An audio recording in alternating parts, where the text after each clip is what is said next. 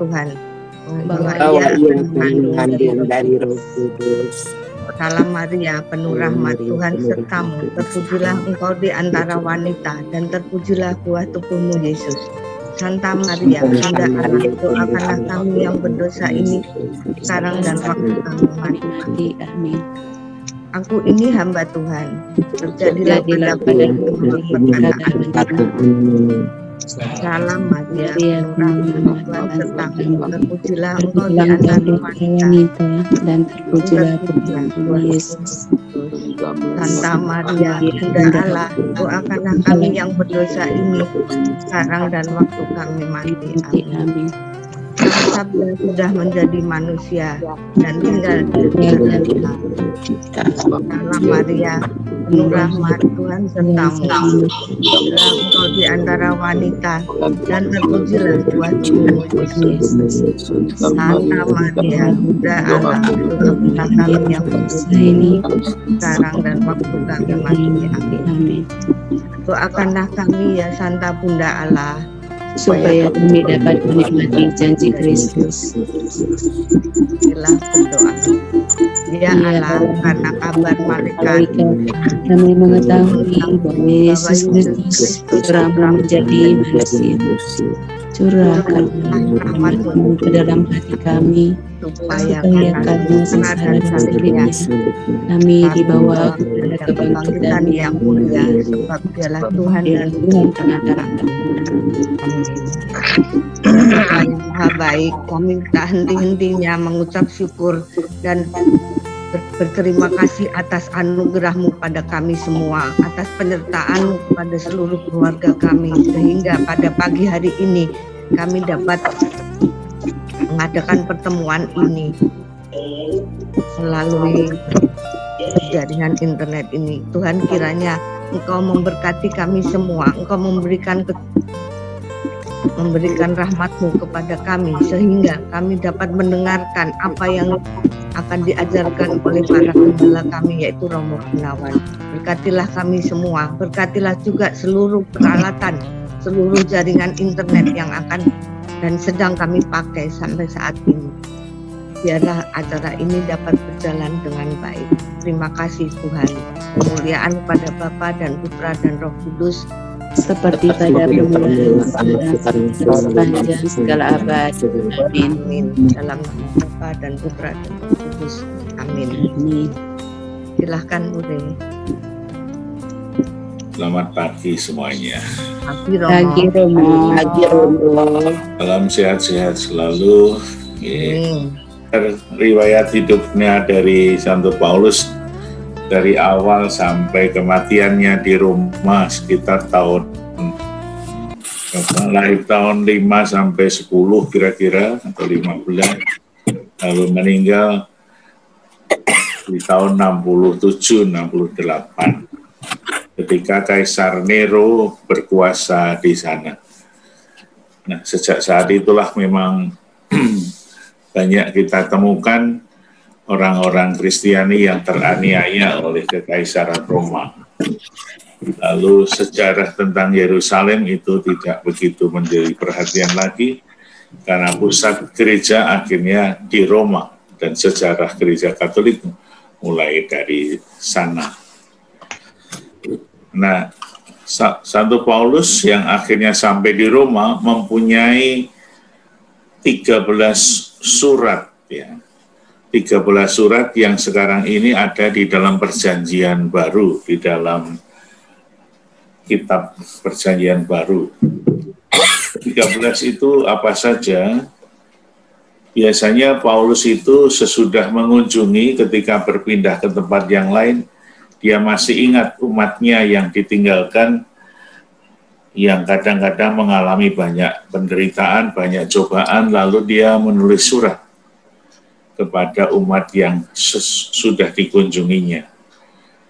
Hanya ada 2 surat yang ditulis di mana Paulus sebelumnya belum pernah mengunjungi. Yang pertama, kemarin kita sudah bicara, surat Paulus kepada umat di Kolose.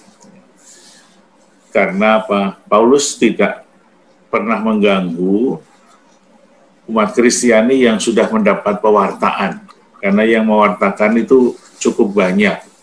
Kemarin disebutkan ada Apolos, kemudian ada Epaphroditus atau Epaphras, ada pengajar-pengajar yang lain.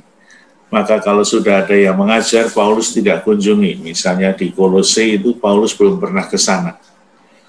Tetapi dia menulis surat untuk umat di Kolose. Surat kepada umat di Kolose itu kemudian semacam apa ya, ditulis kembali untuk orang Efesus. Maka Kolose dan Efesus itu hampir mirip tulisannya. Lalu yang kedua itu adalah surat Paulus untuk orang Roma. Paulus belum pernah mengunjungi Roma, tetapi sudah menulis suratnya, bahkan sangat panjang. Nah, surat Paulus kepada umat di Roma itu ditulis rupa-rupanya Paulus di dalam kondisi yang sangat tenang, sangat apa ya, boleh dikatakan pemikirannya tidak banyak terganggu oleh macam-macam tantangan, sehingga surat kepada umat di Roma itu sangat rapi dan cukup teratur, ya, meskipun juga diperkirakan itu bukan hanya satu surat, tetapi ada sambungan-sambungannya, tema-tema yang kemudian berbeda-beda. Yang lain-lainnya itu surat yang ditulis oleh Paulus sesudah Paulus mengunjunginya.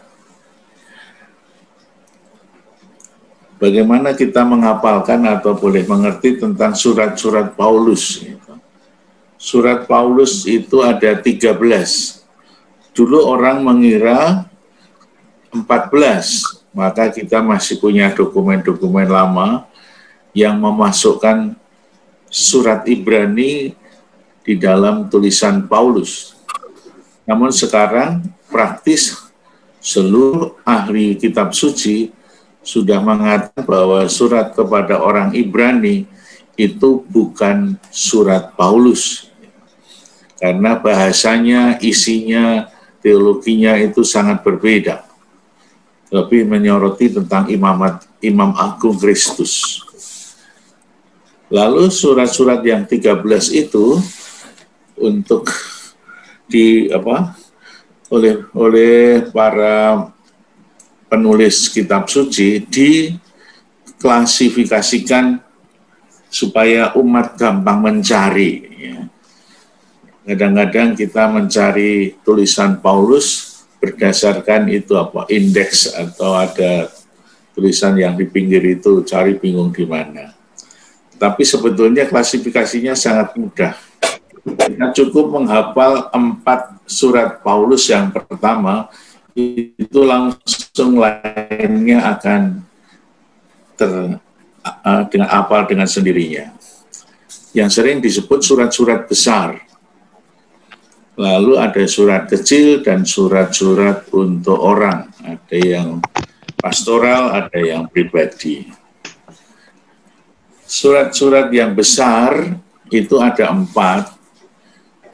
Yang pertama, surat kepada umat di Roma, itu panjang.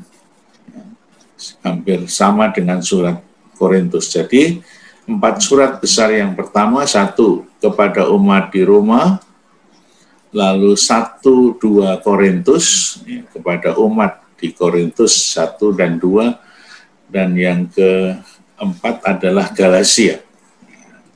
Ya, itu 4 itu dihafal urutannya, lainnya langsung pasti kena. Kepada umat di Roma, kepada umat Korintus yang pertama dan yang kedua, lalu kepada umat Galatia. Udah, itu 4 itu. Jadi ada pembagian 4, 5, 4. Surat besar ada 4, surat kecil itu ada 5. 5 itu urut abjad. Urut abjad jadi mudah dihafalkan. Mulai dari Efesus, EF, Filipi, lalu FHIYK, Kolose, KL Emanuel, ST Tesalonika. Tesalonika 1-2. Jadi ada 5. Efesus, Kolose, Filipi, Kolose, lalu Tesalonika 1-2. Berarti 4 tambah 5 sudah 9. 3 yang berikutnya adalah surat kepada orang. Orang itu siapa? Temannya Paulus sendiri. Yang 1 Timotius itu ada 2, Timotius 1 dan 2, lalu Titus dan Filemon.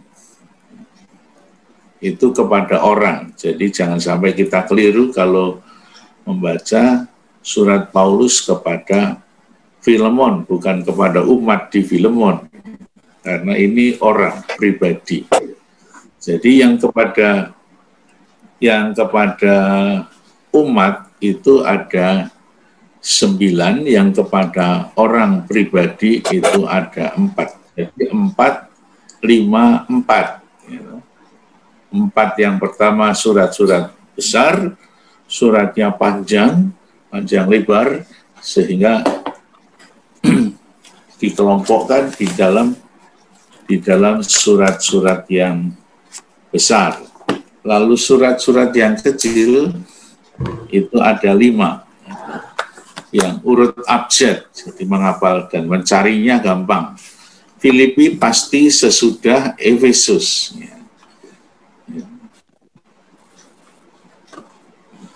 Kemana? Filipi adalah sesudah Efesus, sesudah Filipi pasti Kolose.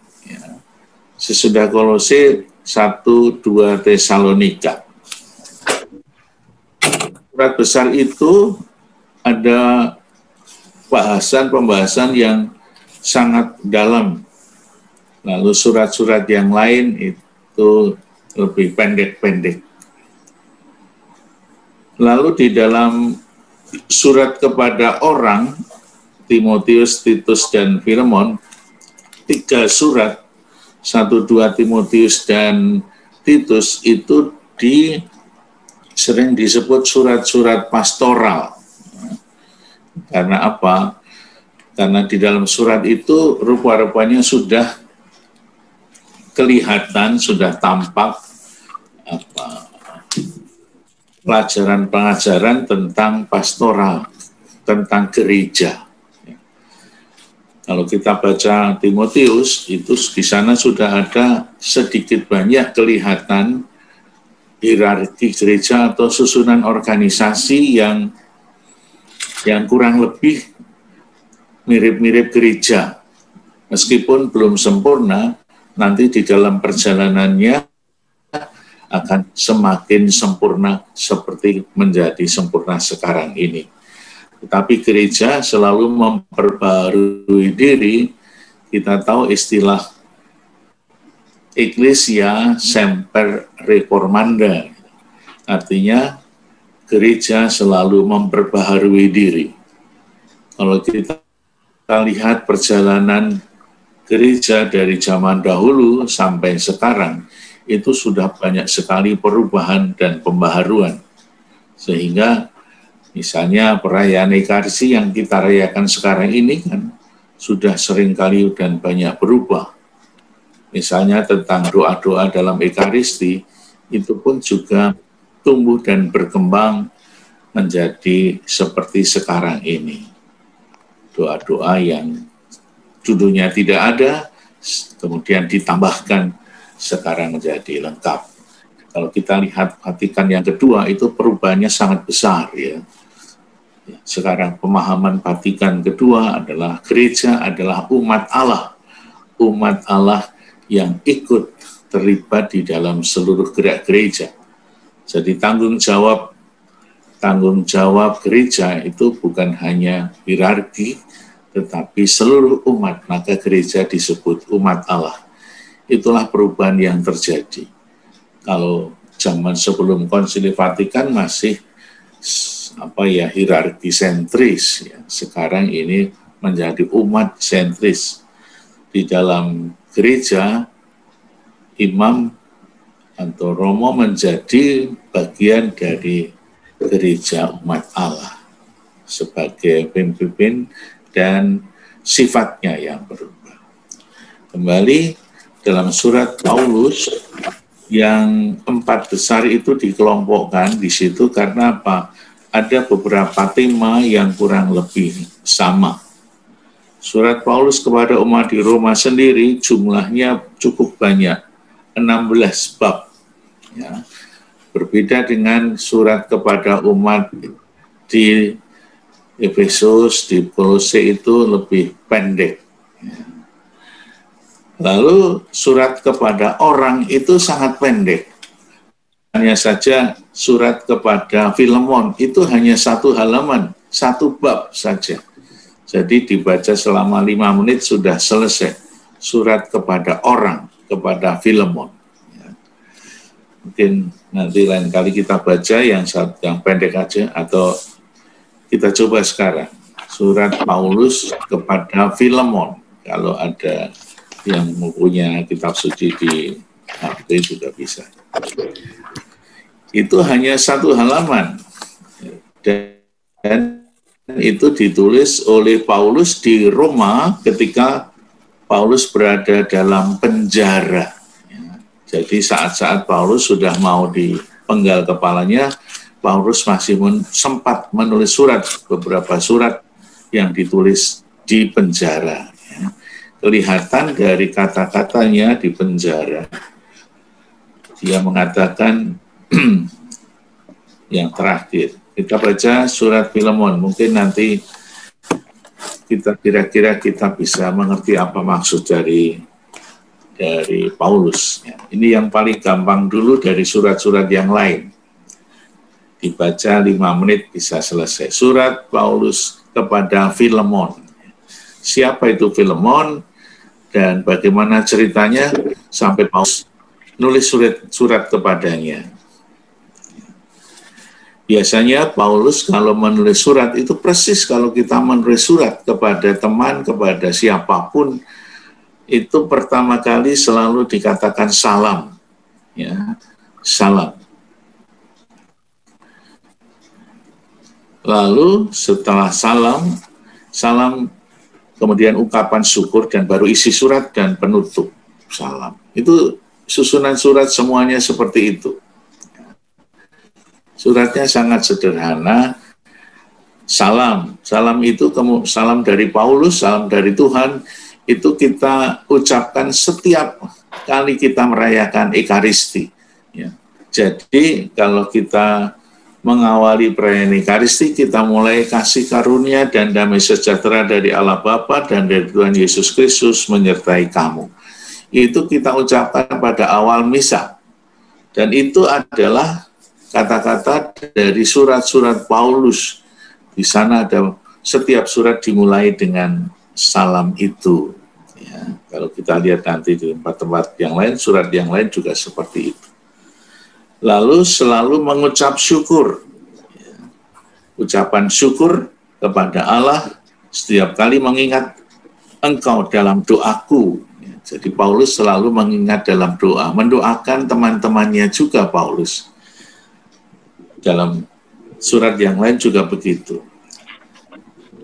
Lalu yang penutup itu juga salam terakhir. Kemarin Ibu Indah mengatakan belum pernah dengar Epafras. Nah, ini ditulis di sini. Ya, di akhir dari salamnya. Salam kepadamu dari Epafras. Ya. Rupa-rupanya Epafras menemani Paulus di penjara. Temanku sepenjara karena Kristus Yesus. Jadi Paulus itu tidak di penjara sendirian, tetapi ditemani teman-temannya yang kemungkinan juga di penjara. Lalu ayat 24, dan dari Markus. Ya. Markus ternyata ada di Roma. Kita tahu bahwa Markus adalah sekretarisnya Petrus. Sehingga apa yang ditulis oleh Injil Markus, itu kemungkinan besar adalah Markus yang seringkali mendengar cerita-cerita yang otentik dari Petrus sebagai murid Yesus yang sangat mengalami hidup Yesus dari awal sampai akhir. Sehingga tulisan Markus kemungkinan besar mendengar dari cerita-cerita Petrus yang asli. Karena Petrus adalah pribadi yang sangat dekat dengan Yesus. Sedangkan Markus sendiri tidak pernah menjadi murid Yesus. Tetapi Markus itu siapa? Markus itu keponakannya Barnabas. Keponakannya Barnabas. Lalu di sana ada Epafras, ya. Sebetulnya ada dua nama, satu Epafras itu yang mengajar di Kolose, tapi satu yang namanya Epafras atau Epaphroditus itu seorang yang pernah boleh dikatakan menemani Paulus ketika Paulus sedang sakit. Markus itu sebetulnya dulu kan sedikit apa? Ada perselisihan dengan Paulus ketika perjalanan Paulus yang kedua. Paulus yang kedua kan berpisah dengan Markus dan Barnabas. Barnabas yang berjasa pada Paulus ternyata ada satu perbedaan pendapat, entah itu tempat yang mau dikunjungi atau mungkin prinsip-prinsip yang lain yang kalau kita baca di Kisah Rasul tidak terlalu jelas apa sih masalahnya. Lalu Markus itu kan ponakannya Barnabas. Ketika Barnabas mau mengajak Markus lagi di dalam perjalanan yang kedua, Paulus nggak setuju. Markus ini tidak setia, tidak konsekuen. Karena apa? Ketika perjalanan pertama dia pulang, tidak ikut meneruskan perjalanan bersama Paulus. Sehingga ketika Markus mau diajak lagi, Paulus tidak setuju. Lalu Markus bersama dengan Barnabas menuju ke tempat yang lain, ke Pulau Siprus. Lalu Paulus mengadakan perjalanan yang kedua dengan Silas, kita tahu. Tetapi pada akhir dari perjalanan Paulus, kehidupan Paulus yang di penjara, ketemulah lagi Paulus dengan Markus. Dan rupa-rupanya apa yang dulu dirasakan sebagai sebuah ketegangan antara Markus dan Paulus menjadi cair ketika mereka sama-sama berada di penjara di Roma. Lalu ada Aristarkus, ada Demas dan Lukas, teman-teman sekerja Paulus. Lalu ditutup, kasih karunia Tuhan Yesus Kristus menyertai kita. Nah, itulah surat Paulus. Nanti silakan membaca dan mengerti apa isinya dari surat kepada Filemon. Ini bisa dibahas cukup panjang. Itu sementara. Nanti kita hari apa ya? Rabu. Sekarang hari apa nih? Hari Senin. Sudah lupa harinya. Kita bahas surat kepada Filemon. Kita bahas isinya. Terima kasih. Tuhan berkati. Romo, tanya, Mo. Ya. Romo. Kalau Justus itu siapa, Romo? Siapa? Justus. Oh, itu waktu itu di Kisah Rasul bab 1. Justus adalah seorang nama juga Yusuf. Itu ketika para rasul itu mau memilih rasul mengganti Yudas. Oh, iya. Yang menggantikan Yudas, iya. Ya, kemudian ada dua, Justus dan Matias. Lalu dibuang undi, lalu Matiaslah yang kepilih. Kita bisa baca sedikit kalau mau. Itu Kisah Rasul bab 1. Iya. Ini saya udah buka juga. Sudah ketemu? Iya, Matias dipilih menggantikan Yudas. Iya, itu ada nama Justus. Tapi nggak teliti, Romo. Namanya. Ya. Mau Oke. tanya.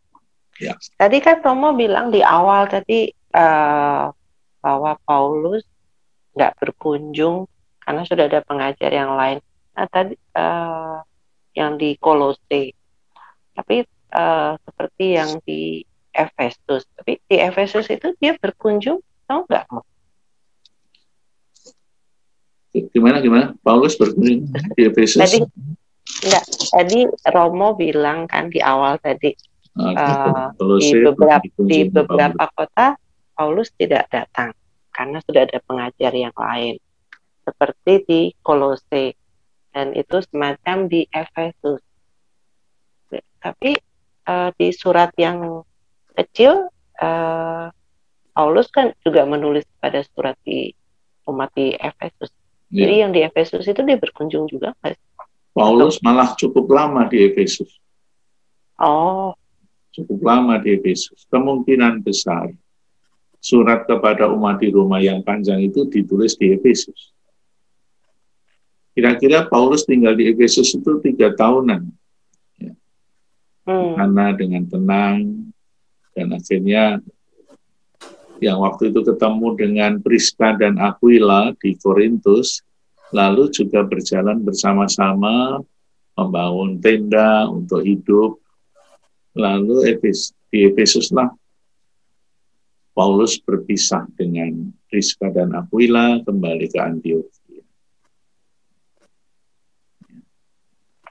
Jadi hampir semua kalau kita melihat petanya itu seperti lingkaran ya, keliling.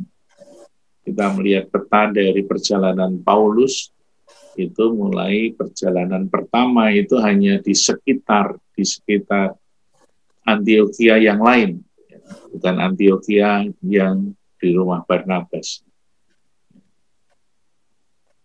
Kalau kita lihat di dalam peta di kitab suci belakang itu sangat kelihatan bagaimana perjalanan Paulus yang pertama dan yang kedua. Yang pertama itu semuanya perjalanan mulai dari Antiokhia yang di Syria. Karena Antiokhia itu ada 2 yang dekat Pisidia. Jadi pertama perjalanan Paulus dari Antiokhia menuju ke Perga, lewat Siprus, kemudian Perga, kemudian Pisidia, Antiokhia, Frigia, lalu ke Ikonium, Listra, dan Derbe. Kemudian balik ke sana, ke Antiokhia, turun ke Pisidia, dan kembali ke Antiokhia. Itu perjalanan pertama, pendek. Baru perjalanan kedua, itu Paulus ke Galatia, kemudian sampai ke Eropa, muter di Filipi, Tesalonika, Makedonia, Korintus dan Athena, kemudian ke Efesus, kembali lagi ke Antiokhia. Baru perjalanan ketiga itu Paulus sampai di Roma. Di Roma karena apa? Naik banding ke Roma karena Paulus mau dihukum tapi dia nggak terima. Saya warga negara Roma wajib punya hak untuk naik banding ke Roma. Itulah yang terjadi. Pasti mau. Ayo, silakan ada yang lain. Mau tanya dong, Mo. Yuk. Kenapa Paulus ngirim surat secara pribadi ya, Mo, ke teman yang 3 itu? Mo? Ya, jadi ada surat pribadi, ada surat kepada umat. Ya. Itu, ya. Jadi ada pesan-pesan khusus. Ya, ini untuk sementara seperti itu aja, kepada Timotius, kepada Titus, kepada Filemon. Tadi yang kepada Filemon itu sebetulnya ada permasalahan yang terjadi dalam diri Filemon. Ya. Kalau kita mau bahas sekarang juga boleh itu ya. Itu kan Filemon. Coba kalau kita baca, kita nangkep nggak kira-kira? Coba aja, Mo. Hah? Dicoba aja. Aja ya. Ya. Suratnya dari ayat 8. Setelah syukur, kita baca.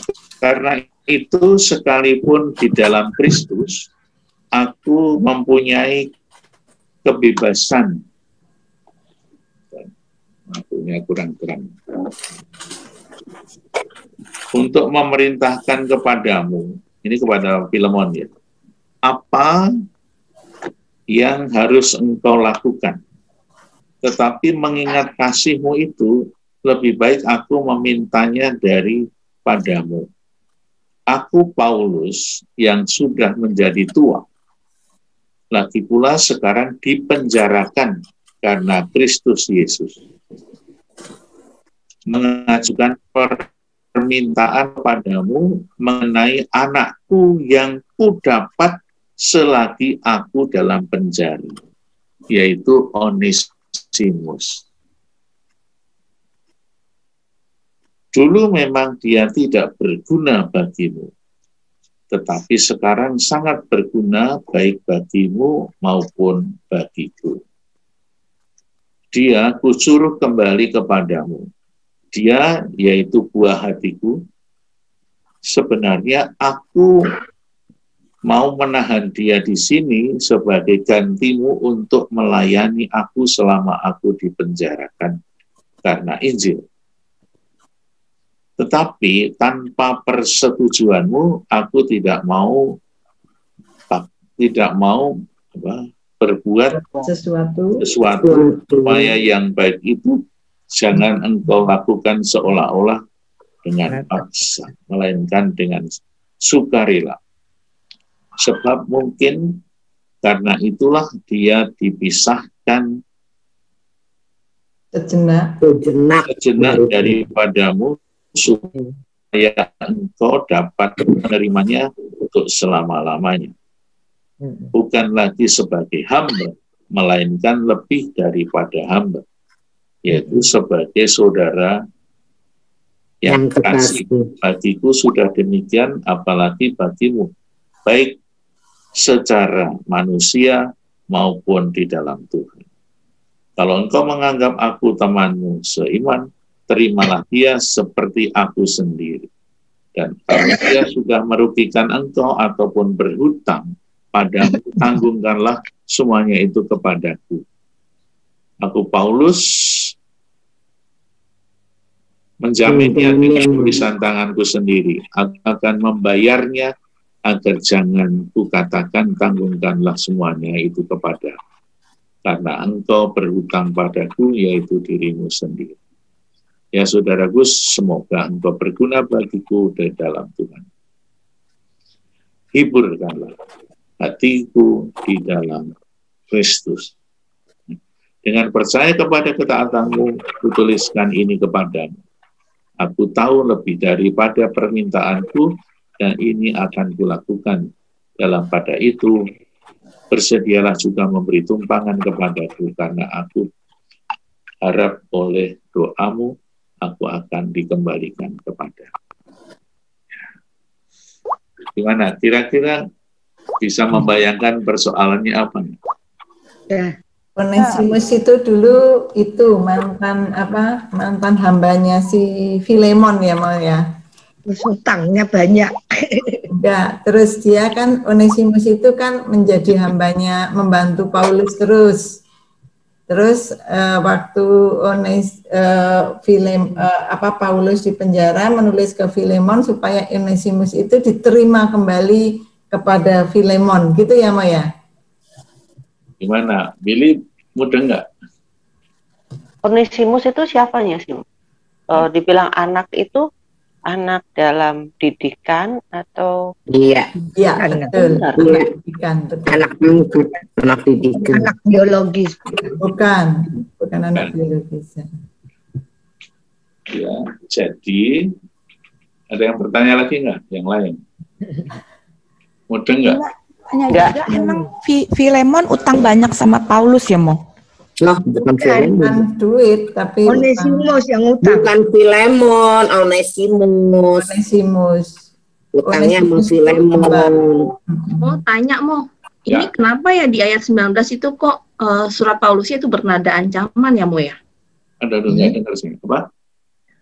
ayat 19 itu, surat Paulus itu agaknya bernada ancaman gitu sepertinya.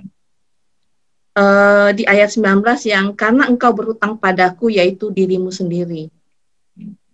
Ya, apalagi? Yang tidak jelas yang mana lagi? Nanti direkonstruksi.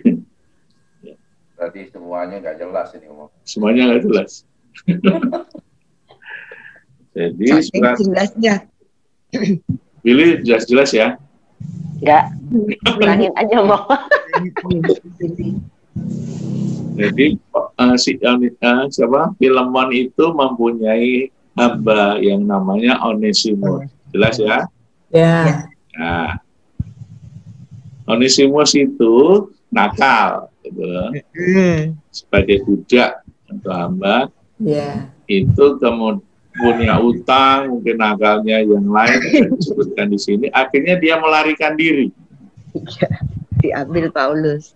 Melarikan diri, akhirnya karena nakalnya di penjara. Kebetulan penjaranya sama dengan Paulus di Roma. Oke, jelas ya? Lalu di penjara itulah Onesimus dididik oleh Paulus. Paulus di penjara, dinasihati, dikasih pelajaran, diiman. Akhirnya Onesimus itu menjadi orang yang baik. Menjadi orang yang beriman, maka berharga bagiku dan bagimu. Gitu ya. Nah, sekarang orang baik itu mau dikembalikan kepada Filemon lagi. Karena dia sudah menjadi anak yang baik, anak yang baru, sudah beriman. Tapi jangan dianggap sebagai budak lagi, tapi anggaplah sebagai sahabat. Karena dia sudah menjadi baru. Apa? Karena Filemon itu punya hutang juga kepada Paulus. Hutangnya bukan hutang uang, tetapi persahabatan. Filemon menjadi orang hebat, orang baik itu juga karena jasa dari Paulus. Ya, Paulus sudah menjadi tua, ya, dikatakan di sana, aku sudah menjadi tua, berarti Paulus sudah tua, sudah berakhir hidupnya di Roma. Itu ditulis di saat-saat Paulus sudah hampir di penjara dan sudah di penjara dan mau dibunuh oleh kaisarnya. Nah, nilai-nilai Kristianinya apa? Ada mungkin bisa menjadi permenungan bagi setiap orang, bisa mempunyai pesan-pesan sendiri, kadang-kadang sesuai dengan apa yang kita alami. Misalnya saja menerima orang lain yang dulu menjadi musuhnya, bahkan orang yang sungguh-sungguh dulu mengkhianati Filemon dan sekarang sudah bertobat, untuk menerima sebagai sahabat itu nggak mudah. Dan itulah iman Kristiani. Kita bisa menerima orang yang sekarang sudah berubah. Itu tidak mudah. Misalnya di gereja ada orang yang sudah bertobat dan masuk gereja lagi. Itu kadang-kadang orang di dalam gereja itu matanya melotot. Gitu. Oh, ini dulu orang jahat kok sekarang masuk gereja lagi sih. Nah, itu tidak mudah. Bahkan Yesus sendiri memberi contoh di dalam Injil Lukas ketika Yesus memberikan pengampunan kepada penjahat yang bertobat. Itulah nilai-nilai yang mau dibangun oleh Paulus bagi kita umat Kristiani. Dan Paulus berjasa besar bagi Onesimus karena bisa membalikkan pribadi Onesimus yang tadinya menjadi orang yang jahat, sekarang menjadi orang yang baik, bahkan diangkat oleh Paulus menjadi anaknya sendiri. Jadi bukan anak dalam arti biologis, tetapi anak rohani yang sekarang bisa dibanggakan. Sudah rada mudeng atau belum? Ya. Ya, sudah mau. Ya. Agak mudeng. Jadi mana ya? Mo, jadi Onesimus itu cerminan dari Paulus sendiri ya, Mo? Onesimus, ya. Dulu kan orang nggak benar, maksudnya terus berbalik menjadi pengikut Yesus jadi orang baik gitu ya, Mo? Enggak, benarnya beda lah sama Paulus. Luar Iya, biasa beda. hubungannya, Bu. Preman, Bu. Iya, maksud aku dari jahat sampai baik kan seperti Paulus sendiri gitu. Paulus kan dulu juga kan orang jahat terus jadi orang baik gitu kan. Oke, makasih ya, Mo. Jelas Iya. kok sekarang sudah ngerti. Jelas. Bu Caroline, Bu Lilin, Bu Olin. Romo mau tanya Ya, sedikit, Romo. Kalau Filemon tuh kan tadi dibilang Filemon juga dididik secara rohani oleh Paulus ya. ya. Filemon itu asalnya gimana sih, Romo? Bagaimana gitu kehidupan dulunya gitu? Apakah dia juga tidak terlalu banyak informasi tentang Filemon ya. Tetapi jelas Filemon itu adalah teman-teman Paulus seperti yang lain-lainnya itu. Ya, dia adalah orang yang dididik oleh Paulus menjadi orang yang beriman. Termasuk sekarang ini suratnya itu menjadi salah satu pendidikan dari Paulus. Memang tidak terlalu kelihatan di dalam kitab suci, tidak banyak diceritakan. Tetapi pasti Filemon pernah menjadi pengikut Paulus. apa dia penyandang dana ya, mau kok sampai punya hamba si Onesimus tuh mungkin dia kaya ya, Bang? Dalam bayangan saya nih. Nah, mungkin ya, kemungkinan bisa. Dia bisa mempunyai hamba, lalu tonton nakal, punya hutang, lalu mau berontak mungkin juga ya, semacam. Yang jelas intinya adalah bahwa kita sebagai umat Kristiani harus mempunyai jiwa pengampunan kepada siapapun, betapapun beratnya dosa. Pas cocok mau APP. Silahkan Bu Endang. Udah, kita tutup ya. Ya, mari Bapak Ibu kita akhiri pertemuan ini dalam nama Bapa dan Putra dan Roh Kudus. Amin. Ya, Bapa yang Maha Baik, terima kasih tak henti-hentinya kami ucapkan syukur kehadirat-Mu atas segala penyertaan-Mu, atas segala pengajaran-Mu pada pagi ini melalui Gembala kami Romo Gunawan. Tuhan, kami semua akan melanjutkan pekerjaan dan tugas kami masing-masing. Kiranya Engkau juga selalu menyertai kami, menghindarkan kami dari segala mara bahaya, dan untuk seluruh keluarga kami dimanapun mereka berada, kiranya Engkau juga menyertai mereka. Kami mohon berkat-Mu melalui Romo kami, Romo Gunawan. Silakan Romo.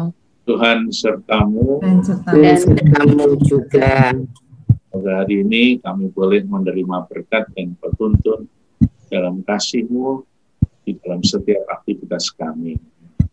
Dengan berkat yang maha kuasa dari surga, dalam nama Bapa dan Putra dan Roh Kudus. Amin. Terima kasih Romo. Terima kasih Romo. Terima kasih teman.